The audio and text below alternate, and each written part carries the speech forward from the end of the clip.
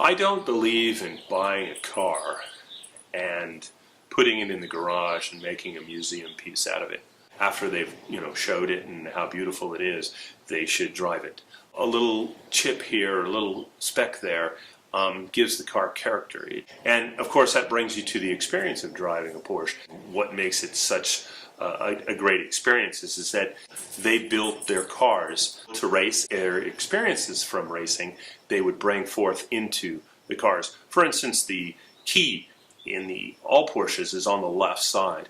And the reason why is in the early days of Le Mans, they used to have to run to the car, put the key in, put the car in gear and take off. So racing is just webbed into the car. It's, everything about it. That's one thing that's neat about driving a Porsche. It's just something that when you're in the car for 1 second, you're in a curve and you're feeling like, because it hugs the road so well and it accelerates so nicely, you're feeling like for that 1 second you're in a race car, and that experience is one that we all like to have.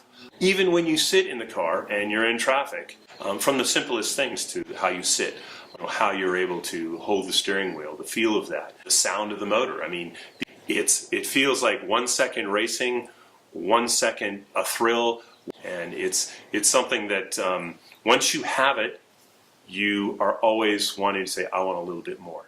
Porsches, typically speaking, when you buy them used, they've been driven quite a bit. Of all the sports cars out there, they're always driven cars. And it's because people buy them for daily drivers, people drive them to put on the track as amateurs, they do autocross with them. It's just to get that feeling for a Saturday afternoon. And I don't want to say, oh my God, it's raining, I don't want to drive my car. That's no fun. The car was made to be driven, and that's what you do.